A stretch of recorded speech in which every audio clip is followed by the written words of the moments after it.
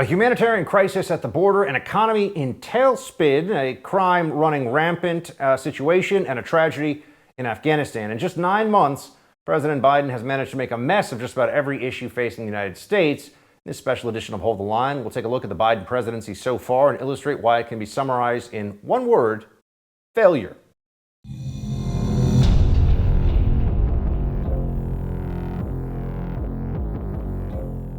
Welcome to this special edition of Hold the Line. I'm Buck Sexton.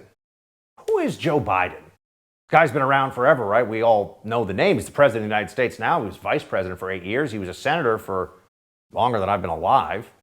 So you know who Joe Biden is in that regard. But what's this guy made of? How did he get the jobs that he's had? How has he stayed in office so long? Why are people voting for him? Well, if you look at his record of massive failure and huge disappointments for anybody who actually thought he was going to bring normalcy, he was going to bring about better governance in his first year, the usual lies the Democrats told. You see what's gone on here, and it's depressing, it's discouraging, but it's not surprising. Let's just take a moment here, a little trip down Biden memory lane for a moment as we get to the present, where there are so many big failures we're going to be talking to you about here on this show. Where did this guy come from? Well, he's the kind of guy who, in public life, this is back in 1987, would lie about something like graduating the top half of his law school. Here you go. I went to law school on a full academic scholarship, the only one in my class to have a full academic scholarship. Went back to law school and, in fact, ended up in the top half of my class. I was the outstanding student in the political science department at the end of my year. I graduated with 3 degrees from undergraduate school and 165 credits, only needed 123 credits. First of all, who brags about how many credits they have? By the way, he lied. He graduated 76 out of 85. 76th. Yeah. But, top half. Can't do math, apparently. He was really quick with those credits, though. So we know he's a guy who's insecure about his intellectual abilities and thinks that he can inflate his resume to create a pseudo-credentialism. Not that credentials should even matter that much, especially if you're talking about undergraduate or law school work. Who cares? But it's a guy, Joe Biden's a guy who's willing to not just bend, but break the truth in order to create a perception of him that is unwarranted. He's also willing to take the thoughts of others and pass them off as his own because his thoughts are not very impressive. He's not a very impressive guy. Here he was back in 1987, plagiarizing lines from UK Labour Party leader Neil Kinnock. Why is it that my wife, who's sitting out there in the audience, is the first in her family to ever go to college? Why is Glenys the first woman in her family in 1,000 generations to be able to get to university? My ancestors who worked in the coal mines in northeast Pennsylvania don't come up after 12 hours and play football. 8 hours underground and then come up and play football. It's because they didn't have a platform upon which to stand. There was no platform upon which they could stand. Yeah. Well, maybe it was all a big coincidence, right? But Joe Biden, it's all been an act the whole time. No one's ever really thought that this was a guy with an original thought, I suppose. So maybe in that way, his plagiarism was on brand. But his problems with the truth are not something that's just in the distant past. Flashback to 2020 when Joe Biden thought that it was, cool to lie about being arrested. Because, he's got to prove his wokeness and his social justice creds. Joe Biden's like, yeah, man, I got arrested when I was going to see Mandela. Here's what he said. I came back from South Africa trying to see Nelson Mandela and getting arrested for trying to see him on Robben Island. He was in prison. I had the great honor of meeting him. I had the great honor of being arrested with our UN ambassador on the streets of Soweto trying to get to see him on Robben Island. That didn't happen, though. Does the media care? No, of course not. Joe Biden lies about stuff because he's an unimpressive guy. He's a blowhard who's been in politics for so long that people just, I guess, assume that he should be there. They keep voting for him because they know the name and he's just been around. What has he really stood for? What is Joe Biden's political core? Does anyone know? Does anyone care? Well, some of us, myself included, warned the American people from the very beginning that the Democrats were doing a bait and switch, or you could say a Trojan horse operation. They put forward a guy who everyone knows is a sub-mediocrity, Joe Biden, and they say, don't worry, it'll just go back to normal. And in a year of COVID and panic and the pandemic, maybe that felt like a bet people were willing to make. Enough of them did that unfortunately Joe Biden actually is president today. But now that we see the reality that he is really just a front man for a far left agenda, one that he doesn't even understand, and one that it seems on any given day he might not even be aware of what's going on around him, now we have some voters' remorse, you could say. And this also should not have been in the least bit a surprise. Even people on his own side, Democrats, routinely shot down his chances of becoming president. He's run, I think, 3, maybe 4 times. I can't even remember now. He's been running for president since the 1980s, so he's a guy who really, really, really wanted to be president. And in previous races, he didn't get very far at all. In fact, when he ran back in 2008, the guy was in the loser tier category along with people like Dennis Kucinich that nobody took seriously. Now, Joe Biden's actually the president of the United States. It's a pretty remarkable change in opinion from Democrats. Was it warranted, or is he just the guy that they could fool the American people into voting for? Well, Barack Obama, who, while a man of the left, is also an astute observer of his own party when he decides to say it openly, said the following about his vice president. This was reported in Politico. One Democrat who spoke to Obama recalled the former president warning, "Don't underestimate Joe's ability to F things up." Speaking of his own waning understanding of today's Democratic electorate, especially in Iowa, Obama told one 2020 candidate, and you know who really doesn't have it? Joe Biden. And you know what? That's why Joe Biden didn't run in 2016. They had Hillary running instead. They all knew that this guy wasn't up for it. They all knew that he'd be a disaster. But then they trotted out all these crazy socialist candidates and Bernie and Warren, and nobody liked Kamala. So they tried, and that wasn't going to work. So, all right, we could make Biden president. We'll just pretend that he's going to be something other than what he is. All the Democrats will just cover their eyes and ears and act like they don't know that he's declining Biden and doesn't even know what time of day it is when he's supposed to be commander-in-chief.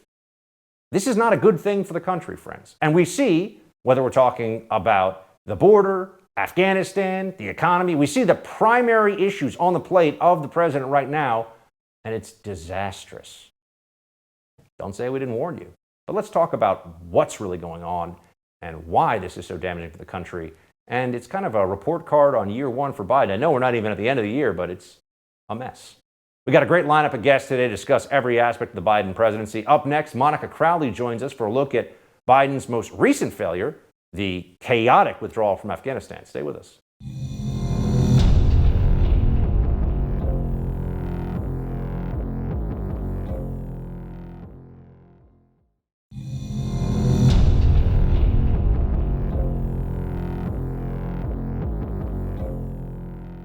Joe Biden's latest failure, the chaotic and, for American servicemen, deadly evacuation of Kabul, has undoubtedly had a dramatic impact on his image with voters.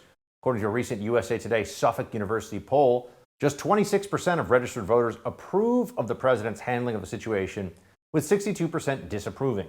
His overall approval rating is now underwater, with just 41% of voters giving Biden positive marks.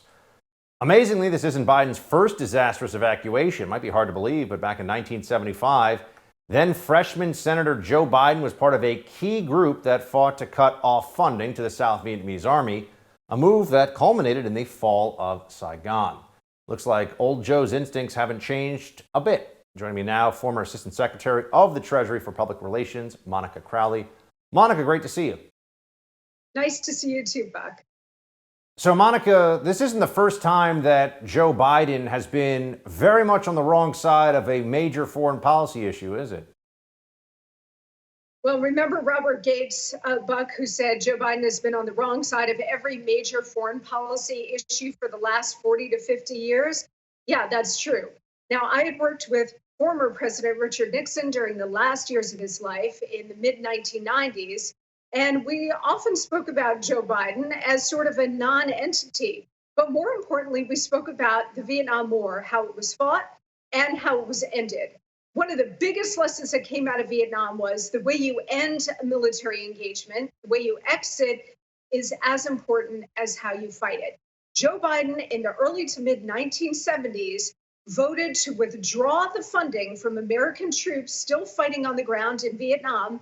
This is even after the Paris Peace Accords, which Nixon and Kissinger negotiated. to make sure that the United States exited Vietnam with a peace with honor, Joe Biden chose to vote with all of the Democrats to remove that funding, pull the rug out from under our troops, and that led to the collapse of Vietnam. You saw the fall of Saigon and all of those consequences that echoed for decades later, including to this very day. So clearly, Joe Biden has not learned a single lesson from Vietnam, or he simply doesn't care.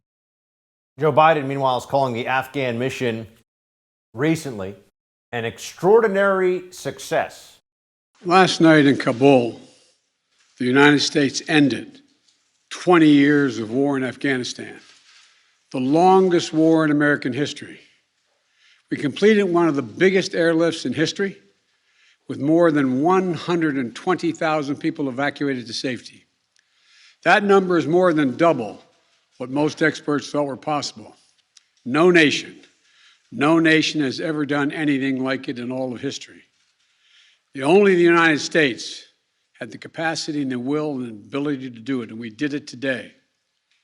The extraordinary success of this mission was due to the incredible skill, bravery, and selfless courage of the United States military and our diplomats and intelligence professionals. Monica, how do you think that extraordinary success line is going to play for this Biden administration going forward? Well, Buck, I think President Biden believes that the best defense is a good offense. This is such an epic catastrophe. It's not going to work.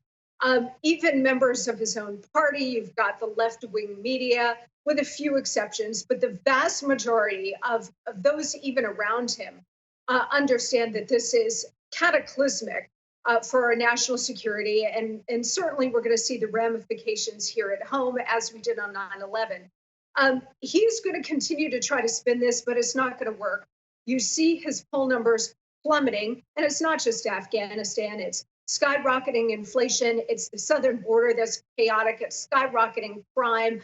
All of these things are coming home to roost, and the American people see what is right in front of their faces. The American people do not like to lose. Certainly, they do not like to lose international wars. They also don't like Americans left behind. So if this White House, Buck, is betting on this idea that somehow the Afghanistan story is going to fade into the background and other things are going to replace it in the news cycles, part of that may be true, but the American people are not going to forget that this president, in a borderline treasonous act, not only left Americans behind enemy lines, but armed the enemy, and we're certainly going to see the consequences of that here at home.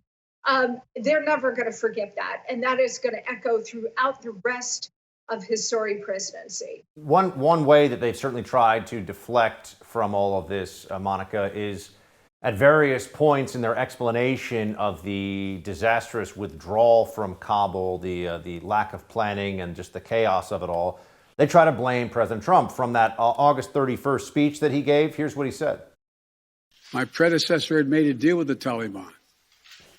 When I came into office, we faced a deadline, May 1. The Taliban onslaught was coming. We faced one of two choices: follow the agreement of the previous administration and extend to have more time for people to get out, or send in thousands of more troops and escalate the war. Monica, you were a senior official in the Trump administration. What do you say to that? That is an absurd straw man argument that Biden and his flackies continue to throw out there. It's either, well, we had to either escalate our engagement in Afghanistan or just leave. Well, he chose just to leave. And you know what? Honestly, Buck, this is a choice. And the American people need to understand something. Biden has ripped up every other policy that President Trump had in place, from the southern border to economic policy to everything in between. If Biden really hated what Trump left him in terms of this Taliban deal, he easily could have walked away and negotiated something new, as he's done with everything else. He chose this path. Therefore, all of this is deliberate. It's all being done on purpose. The American people need to understand that he has chosen this humiliation. He has chosen to endanger the American citizens who are still there, American troops and Afghans. He has chosen to turn over Afghanistan to ISIS, the Taliban, Al-Qaeda, China, Russia, and Iran. All of this is a proactive choice because at any point in time, he could have changed policy and he chose not to. Do you think that even with the Praetorian Democrat-aligned corporate media backing Biden up at every step of the way, that on foreign policy, he's created a real vulnerability for his party going into the midterms? I think so. Look, traditionally, the Republicans have always been known as a strong national security party. With the end of the Cold War, you saw that sort of wane and domestic policy take its place, except when you have national security emergencies like post 9/11, or what we saw with the collapse of our engagement in Iraq when that started to go south. When you've got American lives on the line in combat zones, now we've got Americans left behind in a terrorist war zone, you know that bad things are going to happen. They're going to happen to American citizens and American interests both abroad and here at home. So this is going to haunt him. And I'm afraid for the American people. I'm afraid for the American homeland. I'm afraid for our allies. This is going to haunt him for a very long time. And politically, it is going to haunt his party. They can try their best to try to turn the page, Buck, but it's not going to work. Monica Crowley, always great to have you with us. Thanks for being here. Always a pleasure, Buck. Thanks. Afghanistan isn't the only humanitarian disaster the White House is currently facing, as record numbers of illegal immigrants continue to make their way over the U.S. border with Mexico. After the break, Texas gubernatorial candidate Alan West stops by to break down the president's negligent response to the crisis at America's southern border.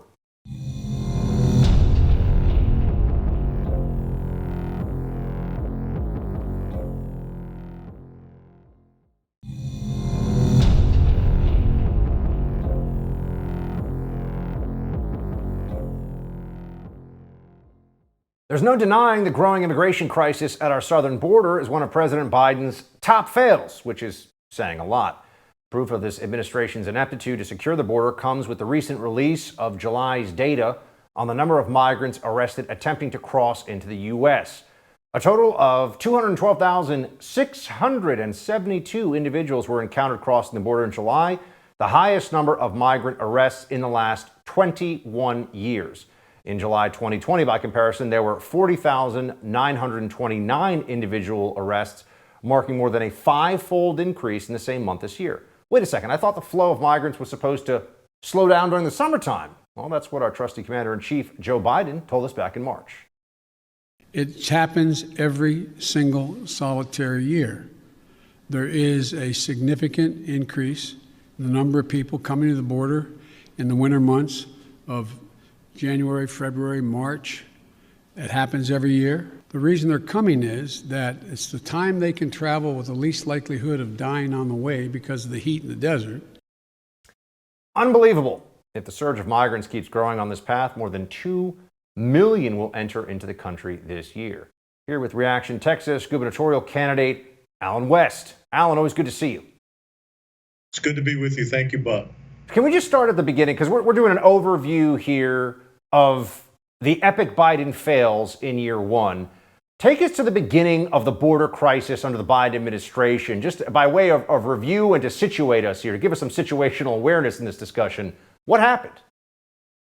Well, first and foremost, the hypocrisy when Joe Biden says with Afghanistan that he had no other choice but to do what President Trump had started. But yet, when you look at the border crisis, it seems that that's a complete opposite. And that hypocrisy is evident when he took an unconstitutional action to open up our border and open up an open borders policy agenda by executive order. That's something that you cannot do. So basically what Joe Biden has done is says, I'm not going to protect the sovereignty of the United States of America, which affects us here in Texas. And of course, he got rid of the Remain in Mexico policy. And even though the Supreme Court or a court has said that he has to go back to that policy, they're ignoring it.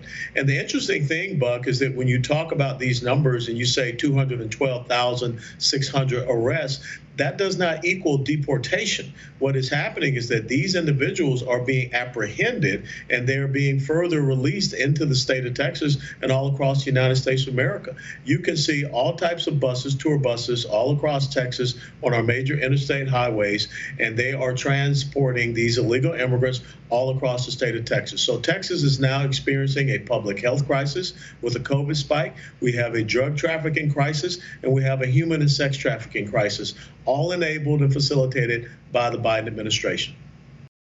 So, Alan, courts have looked at the Remain in Mexico policy, and they've overruled the Biden administration's ending of it, at least as of right now. But what's going on there? I mean, how is it that the administration up to this point has been ignoring this? And what's their justification for getting rid of something that was so effective under the Trump administration? Well, the justification for doing it is that they believe in a far-left progressive socialist open border agenda. And they are completely ignoring that court ruling that they had to go back and adhere to that Remain in Mexico policy. You have an administration that the state of Texas. And I find that absolutely abhorrent. And so what we have to deal with here in Texas, we've got to start stepping up and taking care of that border ourselves. And 1,254 miles of open border. And when you look at what the Biden administration, the fiasco in Afghanistan, it's just a matter of time before Islamic jihadists start creeping in into Texas, further into America, across this open porous border. Now, with the Taliban takeover in Afghanistan, a lot of people are concerned that this may become a launch pad, perhaps in the near future, perhaps in the distant future, for global jihadist attacks. Alan, we clearly have a porous southern border. We have people coming from, I believe the last number I heard was over 75 countries, but it's certainly in that range from all over the world who just enter the United States as if there is no border. How concerned are you about infiltration of jihadists or just other rogue state actor elements across the southern border, given how porous it is? I'm incredibly concerned, and one of the things we have already apprehended are 5 individuals on the terrorist watch list. 3, I believe, from Yemen and 2 others from Syria. So that's going to happen because we are dealing with a terrorist organization itself, the cartels, transnational, narco-criminal terrorists, who are willing to work with anybody that provides them any type of financial, resources and support. And so we know that the cartels are working with Iran. They're working with Hezbollah. They're working with Hamas. We know that we have tunnels that come out of Mexico and come into Texas. August Pfluger, the congressman from West Texas, in his piece of legislation, he estimates it at 232 tunnels. This is a national security risk for our nation. And for whatever reason, I don't understand why our governor is not taking an action, a firm action to secure our borders, because certainly this president is not. Alan West, good luck on your race for the governor's house, sir, and great to have you with us as always. My pleasure. Thank you, Bob. Coming up, the host of the Trish Regan Show podcast, Trish Regan, joins us to give her perspective on the president's mishandling of the economy.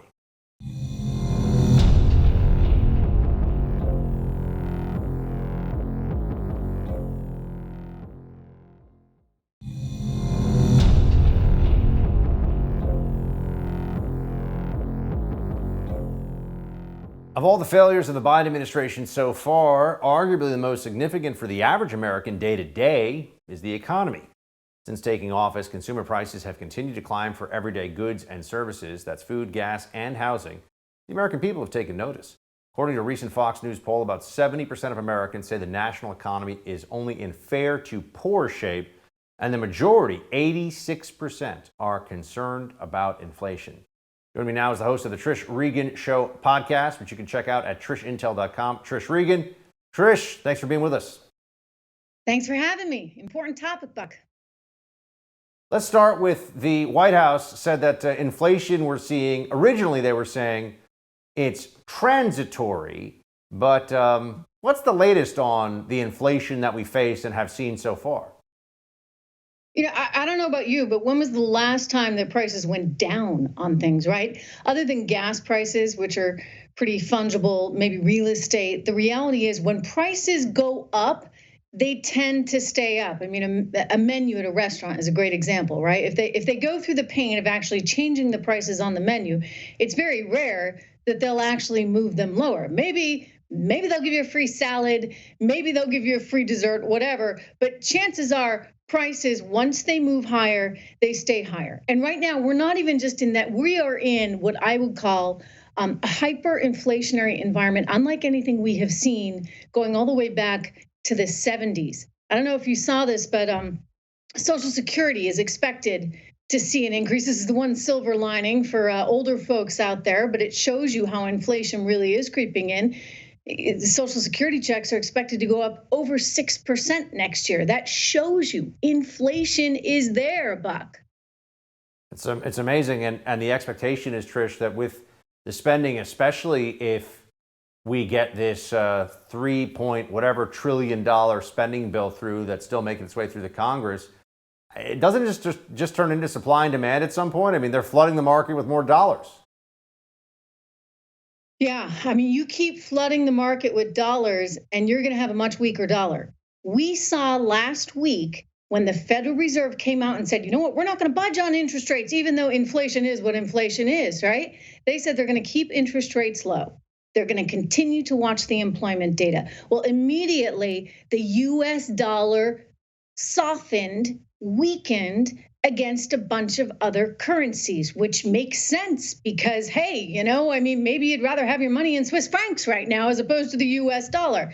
So there are ramifications, there are repercussions of all of this. It effectively, and I think this is the important thing that people don't entirely always understand, is that it's acting as a tax on your everyday income. I mean, I mentioned Social Security, that's indexed to inflation. So luckily for those folks, they're going to get a little bit of a bump, but most people actually haven't seen much of a raise. Wages have only gone up about 1% and change, Buck.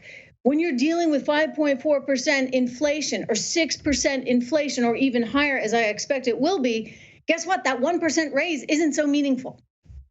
Trish, in your estimation, what has been the Biden administration's biggest mistake when it comes to the economy so far?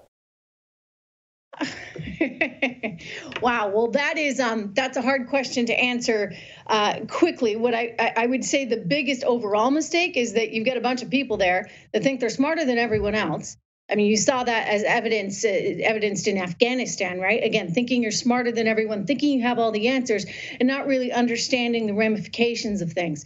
They don't understand that you just can't print money. They don't understand that you can't just hand out money to everyone. I mean, look, politicians love it, right? And both sides have been guilty of this, Buck. They're guilty of it because why not? I mean, hey, you can buy votes. And so in their self-interest, it's good for them to have some inflation. It's good for them. They don't really care. And yet, when that starts to really bite the consumer, and it means, you know, a family, you know, can't take that road trip over the summer that they had been planning on, or, you know, they can't have that night out at the movies or some other extracurricular activity because they're spending so much money on gas, that's when it really starts to hurt. And the numbers that you showed in the beginning of this segment showing well over 80% are worried about inflation. Those numbers make sense. I mean, the price of diapers, Buck, up 14% in the last year. Who does that hurt? I mean, not people who have money that are older, certainly not Joe Biden and members of his staff. It hurts very middle American families, young families. And so all of this is taking its toll on sentiment, and it's taking its toll on people's wallets. What do you make of gas prices, Trish? I think they're high and they're going to go higher. I mean, you look at the unrest in the Middle East, you look at what's just happened in Louisiana. I mean, when you add all this up, you're not going to have as much supply. And then you combine in the factor that, well, this administration thinks that oil's bad. And so they don't want the Keystone Pipeline. They don't want all those jobs. They don't want the energy independence that, by the way, comes with those jobs. And they're going hat in hand to OPEC saying, hey, guys, can you maybe put a little bit more oil on the market? Look, in that kind of environment where we do not have the power and the wherewithal to be pumping our own, we are putting ourselves increasingly in a bad situation. It's very 1970s all over again, Buck.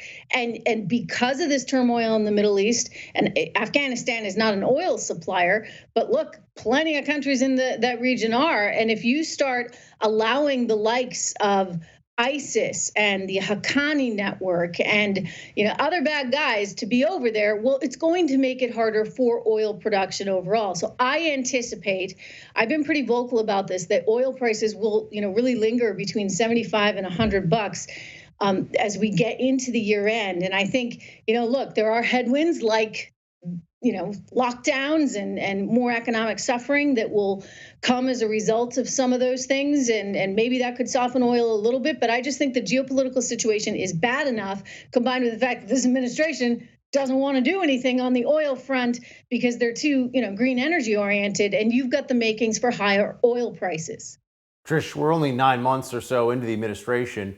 What are your predictions for what the Biden economy looks like in year 2? It'll be worse. I mean, look, the market, I will tell you this, the stock market's been on fire because they expect inflation. And I guess if you're looking at inflation, there's a few things you want to be in: stocks, commodities like oil, like gold, like, oh, by the way, real estate investment trusts, REITs have done very well in this environment. I think there's other currencies that could do well in this environment. So let's just ignore the stock market for one moment and think about the overall economy. And I think that's going to continue to suffer. My biggest worry right now is we go back to stagflation. Stagflation is an environment, Buck, where, as you know, you have very little growth, but you have lots of inflation. Right now, we've been able to say, oh, well, there's a little bit of growth. There's actually quite a bit of growth, because when you compare and contrast to last year, right at this time when everything was totally shut down, then it looks pretty promising. But what happens as things start to shift? We've already seen, for example, we've seen monthly sales, pending home sales, decline for 2 straight months. Not decline, just barely move higher, far less than people had thought. So you're seeing some softening in real estate. I expect to see more softening in the overall economy because, look, policies matter. At some point, this catches up with everyone. And so, stock market aside, anticipate tougher times ahead. And I hate saying that. I wish them all the well. I really wish this president could get out of his own way. And I wish there wasn't the screw up in Afghanistan. And I wish there wasn't the screw up with the economy. But inflation's here. And once it comes, it's very hard to rein in. Trish, always good to have your expertise. Thanks for being with us. Thanks, Buck. Since taking office, President Biden has presided over one of the worst nationwide crime waves in recent memory. When we come back, former NYPD Police Commissioner Bernie Kerik gives his thoughts on the rise in crime and the federal government's role in the failure to stem the violence.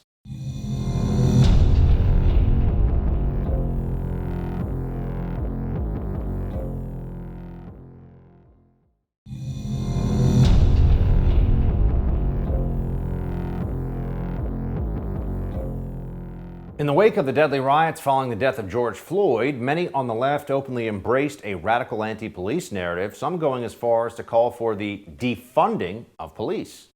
Yes, I support the defund movement because this is about the investment in our communities, which have historically been divested. Not only do we need to defund, but we need to dismantle and start anew. Why use the word defund? Why use the word defund? And it's like, this is the word that's coming from the streets. Look, the reality is we can't rely upon the police to provide public safety. Around the country, local and state governments turn the rhetoric into action in many places, slashing police budgets and turning cops into the enemy. You can see the results in the year-over-year increase in murder rates in major cities. Portland up 327%, Sacramento up 64%, Philadelphia up 23%, Boston 42%, Los Angeles 23%, Oakland 51%. While Joe Biden claims he opposes defunding the police, his Department of Justice has done little to address the crime wave, choosing instead to launch civil rights investigations into numerous police departments around the nation. So what responsibility does President Biden have for America's ongoing violent crime problem? Here to help us answer that question is former Commissioner of the New York City Police Department, Bernie Kerik. Bernie, good to have you. Thanks, Buck. The spike in violent crime we're seeing around the country that has continued on and kept on for quite some time here, at what level do you attribute that to the response to the George Floyd riots and the so-called Ferguson effect against law enforcement? Well, I think it's a sort of four-pronged attack, right, against public safety, against law enforcement. The first and foremost is the governors that have instituted these laws and signed into law bail reform policies that don't allow you to hold anybody within the system. They don't allow judges to look at their past criminal records of suspects to see, whether they should be held or whether they're, a long-term felon. Then you have prosecutors that don't want to prosecute. You have prosecutors actually that are admitted Marxist. You have Soros-funded prosecutors that are out villainizing the police, victimizing the thugs, targeting the police more than targeting the bad guys in the neighborhoods. Then you have the mayors. You have mayors like Bill de Blasio, who's an admitted Marxist. This is a guy that back in 1987 was supporting the Sandinistas. You got guys like him that want defunding. They want to, endorse and support Black Lives Matter, a group that calls for the assassination of the police. He's somebody that defunded and tried to defund the police department by $1 billion. A $6 billion budget wants to take away $1 billion. Took 600 plainclothes anti-crime cops off the streets of New York City with their primary function, Buck, was to go after guns, right? Respond to hot jobs in progress, look for guns, take guns off the streets. So you have those three elements, those three areas, and then you have the federal government and you have the president.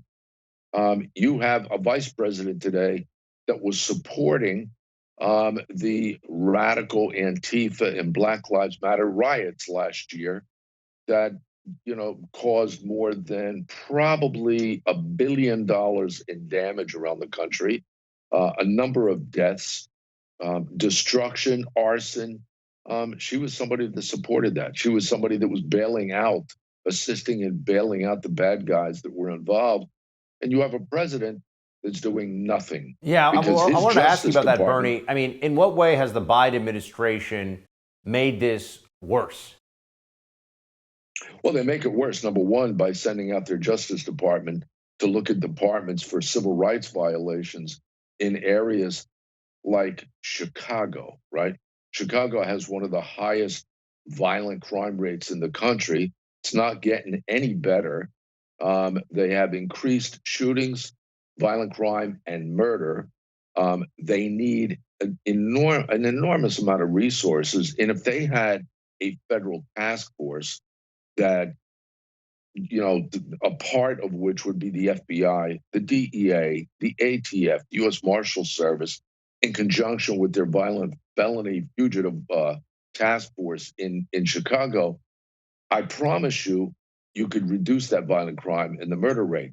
But between the White House and between Chicago, it's just not happening. And I blame a part of that on the Justice Department and the president, because they're too busy trying to target the police. They're too busy trying to do these civil rights investigations when, in fact, communities are suffering.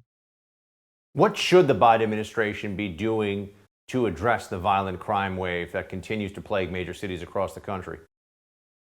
The president had a meeting with a number of these different mayors from around the country.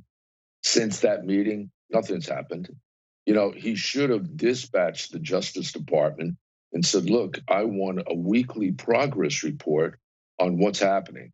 How many arrests are there? Are you going after the gangs? Are you going after the cartels?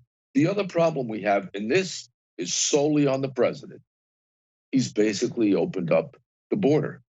He's opened up the border, and you have the Mexican cartels coming in. You have violent criminals from other countries coming in. Nobody's vetting them. Nobody's monitoring, tracking them. And then when they get caught, they're not doing anything to them. And that's solely on the president of the United States. What do you think is going to be the response of the American people to this when they get to the polls, Bernie? Are Democrats going to suffer, or are memories too short? No, I think it's a combination of things that the polls, that the voters are going to look at in 2022, one of which is the border stuff, to the economy. 3, the COVID crisis chaos, and then lastly, Afghanistan. And I think the leadership or lack of in Afghanistan, the death of the service members, the fact that the president left Americans on the ground in Afghanistan and pulled all of our military out. I don't think it's going to play well for the Democrats in 2022. And lastly, and this is probably the most important, during the crime wave of New York City, David Dinkins was a Democratic mayor. He was loved by the city. But in 1993, they voted him out of office because mothers had to put their babies to bed in bathtubs to protect them from random gunfire. I think the people in these communities that are led by Democrats today, I think they're getting sick and tired of living, visiting, working, and going to school in areas that look like a war zone. And when that happens, when they get tired of it, they're going to vote somebody else in. Bernie, always appreciate it. Thanks for being with us. Buck, thank you. All right, that's all the time we have for this special edition of Hold the Line. I'd like to thank my guests, Monica Crowley, Alan West, Trish Regan, and Bernard Carrick. Have a great night, and as always, shields high.